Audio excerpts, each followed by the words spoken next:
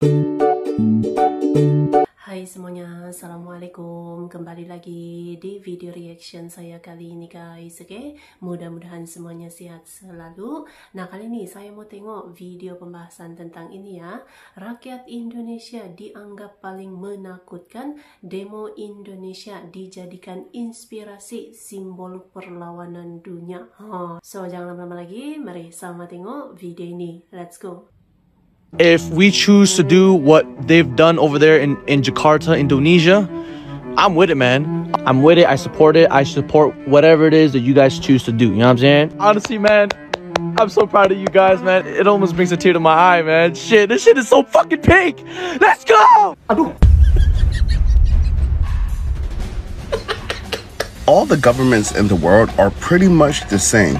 They're being charged more than they should be charged as citizens, and they're right. Burn it down. Sound familiar? Here in the UK, we've had MPs claiming for duck pots. So, what do you think? Could we ever see scenes like Indonesia here in Britain? Demo di Jepang terinspirasi dari Indonesia. Orang Indonesia memang tertawa. Bahkan jika dipukul pun, mereka tertawa. Bahkan jika dimaki pun, mereka tertawa. Tapi ketika mereka marah, mereka menjadi orang paling menakutkan di dunia.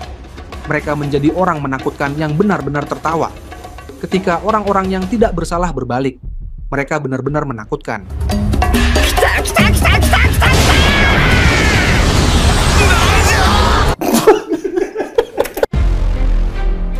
Indonesia dewasa ini telah melesat menjadi salah satu negara berpengaruh di dunia.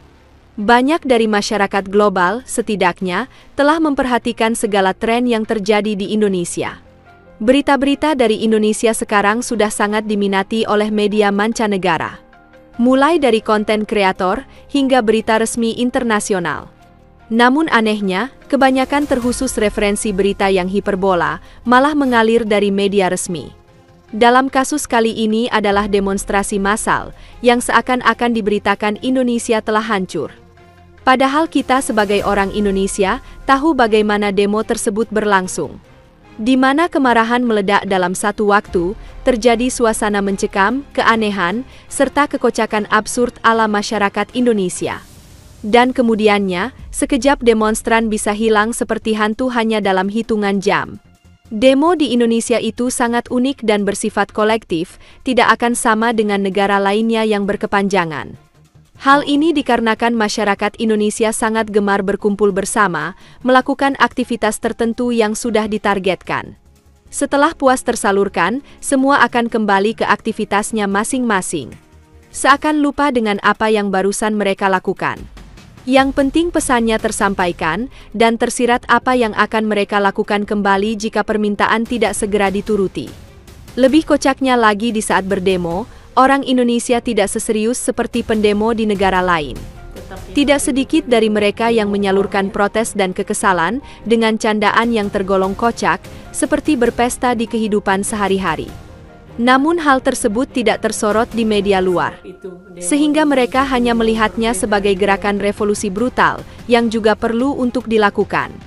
Karena jika kita mau melihat dari kacamata dunia luas, sangat banyak negara yang kondisinya mirip seperti Indonesia, walau di negara Eropa Amerika sekalipun. Sudah banyak pengamat media luar negeri yang mengkhawatirkan demo di Indonesia bisa menjadi pemantik bagi demo-demo di banyak negara. Watching the Indonesians burn the Jakarta building to the ground is a prime example of how far citizens have to go for their government to stop the bullshit.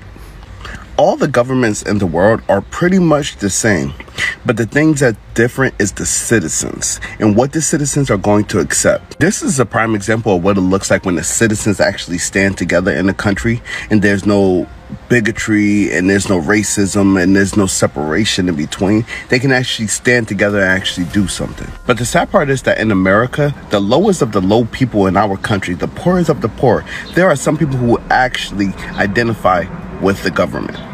That's the crazy part. And this is how you know Americans have been socially programmed so hard, because what do they always tell us? Oh, you can protest, but just peacefully. Don't cause any problems. Don't cause any issues. The only time there has ever been change is when force is met with force. Whenever America wants something done, what do? They use force, but yet they tell us don't use force. Either it needs physical force or it needs financial force. And that is the only way a government will change. They're protesting because their taxes went up, right? Their taxes. They're being charged more than they should be charged as citizens. And they're right. Burn it down. I am. That's me, yeah. What happens when people have finally had enough? Look at Indonesia right now. Streets on fire, parliament buildings torched, people dead. And it all started with politicians stuffing their pockets while ordinary people can barely afford food. Here's the story. Indonesian lawmakers were exposed for awarding themselves some massive housing perks. Then in the protests that followed, a 21-year-old was killed after being run over by a police vehicle.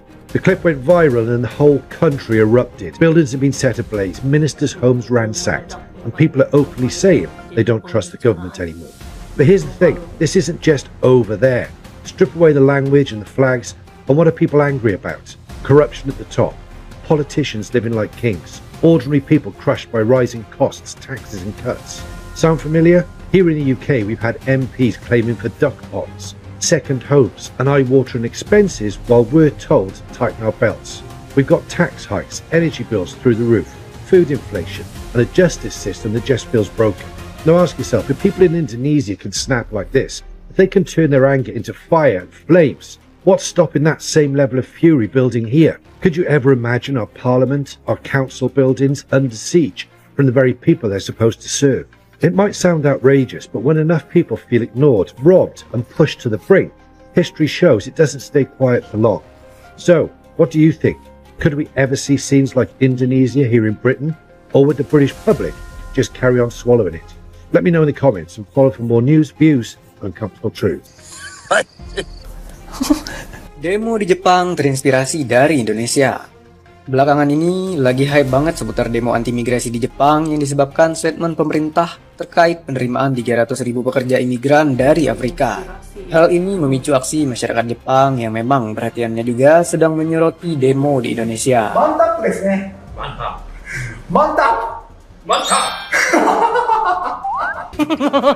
Kalian harus tahu, demo besar di DPR kemarin ternyata bikin orang Jepang kagum. Demo itu bukan cuma jadi berita di Indonesia, tapi juga diliput media luar negeri termasuk Jepang. Yang unik, warga Jepang malah memuji keberanian rakyat Indonesia dan bilang mereka harus belajar dari Indonesia dalam berdemo. Kenapa bisa begitu? Ternyata sekarang warga Jepang juga lagi punya sentimen besar terhadap pemerintahnya. Isunya cukup serius, pemerintah Jepang mengundang warga Afrika Nigeria untuk tinggal di Jepang lewat program kerja sama internasional. Kebijakan ini memicu kekhawatiran soal keamanan dan dampak ke masyarakat lokal. Alhasil demo besar-besaran pun pecah di Osaka. Yang bikin makin panas, warga Jepang takut kalau suatu saat nanti jumlah warga asli Jepang jadi lebih sedikit dibandingkan imigran. Dan itu bisa mengubah wajah Jepang selamanya. Tak jadi Malaysia di Bangladesh. Negara kita ni sebenarnya aku setuju dengan Indonesia yang menggelarkan kita Bangladesh. Sa Indonesia, narate na po ng mga taong bayan ang isa sa mga bahay ng mga corrupt officials. Kaya sa mga corrupt officials dyan dito sa Pilipinas, lalo na yung mga anak nyo, mahiya kayo sa mga pagmumukha nyo. Hindi nyo kinakul yung pagpiplex nyo sa mga yaman nyo, sa mga luxury cars nyo na nanggaling sa kapanambayan. Hindi na ako magtataka kung magkakaroon ng ganitong klaseng gulo sa Pilipinas. Kasi sobrang lala na talaga nung ginagawa nyo. Isipin nyo yun. Yung mga buwis na binayad nyo, binayad ko, binayad nating lahat, napunta sa mga putang inang to. Tapos sa mga luho na mga batang to, hindi nyo kinakul yun. Lalo na kung galing naman sa pera ng bayan yan. Sa pera ng mga tao na nagbabayad ng buwis, sa mga taong lumalaban ng patas. Pag niraid talaga yung mga bahay nyo, sasama ako! Aba, bakit hindi? Yung mga luxury cars na meron kayo, mga designer bag na meron kayo, may ambag ako din eh. May ambag tayo din eh. Ang ina, kada katop ng sweldo, ang laki ng binabawas na buwi sa mga taong bayan. Pag na-range yung bahay nyo, uunahin ko yung Maybach nyo, yung Rolls Royce nyo, yung Land Cruiser nyo.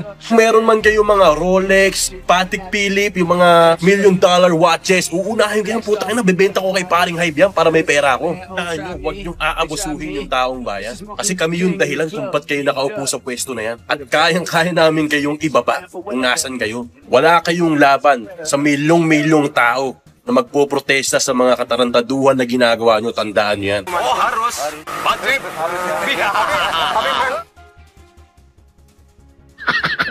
¿Por qué la bandera de One Piece se está usando como símbolo de protesta en este país? ¡Te cuento! En Indonesia se han vuelto virales cientos de imágenes donde la bandera nacional aparece junto a la de los sombreros de paja. No se sabe realmente cómo empezó, tal vez fue una broma o una forma divertida de protesta entre unos pocos fans, pero con el tiempo creció tanto que hoy es un símbolo de descontento nacional en ese país. Y cuando lo piensas, pues tiene mucho sentido que esta sea la bandera elegida. Mira, te explico. En One Piece vemos un mundo donde los más fuertes abusan de los débiles, donde quienes deberían proteger a veces son peor que los propios criminales, y donde un grupo como los sombreros de paja no solo se enfrentan a otros piratas, sino que se han atrevido a desafiar a la marina y hasta el gobierno mundial con tal de ayudar a sus amigos. En el anime, Luffy representa a Nika, el guerrero de la liberación, y es impresionante cómo ha trascendido fuera del anime y el manga para exigir un cambio en todo un país. Pero dime, ¿crees que esta forma de protesta llega a más países? ¿Como en México? Te leo en los comentarios.